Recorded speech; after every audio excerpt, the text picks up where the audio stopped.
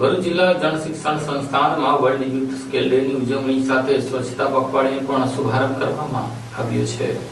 ભારત સરકારના કૌશલ્ય વિકાસ મંત્રાલયના માર્ગદર્શન હેઠળ જન શિક્ષણ સંસ્થાન ભરૂચ દ્વારા વર્લ્ડ યુથ સ્કિલ ડેની ઉજવણી કરાઈ। સાથે આ વિભાગના 10 વર્ષ પૂર્ણ થતા સરકારની વિવિધ યોજનાઓ થકી અપાયેલ લાભો વિશે પણ ચર્ચાઓ કરવામાં આવી હતી। આ કાર્યક્રમની સાથે સાથે સ્વચ્છતા હી સેવા અંતર્ગત સ્વચ્છતા પખવાડિયાનો શુભારંભ કરાયો તેમજ પ્રશિક્ષકોની તાલીમનું પણ આયોજન કરવામાં આવ્યું। સ્વાગત પ્રવચન કરતા નિયામક શ્રી જુનલ સૈયદે જન શિક્ષણ સંસ્થાનની કામગીરી અને ઉપલબ્ધિઓ વિશે વિસ્તૃત ચર્ચા કરી। મુખ્ય મહેમાન પદેથી બોલતા ભરૂચના લોકલાડીલા ધારાસભ્ય રમેશભાઈ મિસ્ત્રી દ્વારા તાલીમાર્થીઓને પ્રોત્સાહિત કરી આત્મનિર્ભરતા તરફ આગળ વધવા આહવાન કર્યું હતું તેમજ વડાપ્રધાનના વિઝન વિશે વિસ્તૃત ચર્ચા કરી હતી। અતિથિ વિશેષ પદેથી ઉપસ્થિત શ્રી દેવાંગભાઈ ઠાકોર પ્રમુખ BDM એ ભરૂચ દ્વારા પ્રશિક્ષકોની તાલીમ કામગીરી અને તાલીમાર્થીઓના રસપૂર્વકના અધ્યયનને બિરદાવી પોતાના ક્ષેત્રમાં આગળ વધવા પ્રોત્સાહિત કર્યા હતા અને જન શિક્ષણ સંસ્થાન ભરૂચની ટીમને આ શ્રેષ્ઠ કામગીરી માટે અભિનંદન પાઠવ્યા હતા। જ્યારે અન્ય મહાનુભાવોમાં અંકલેશ્વરના શ્રીમતી કિંજલબેન ચૌહાણ, JSSના કારોબારી અધ્યક્ષ પ્રીતિબેન દાણી, BOM સભ્ય KK રોહિત વગેરે ઉદ્ઘાટન સત્રમાં ખાસ ઉપસ્થિત રહ્યા હતા। પ્રશિક્ષકોના તાલીમ માટે જાણીતા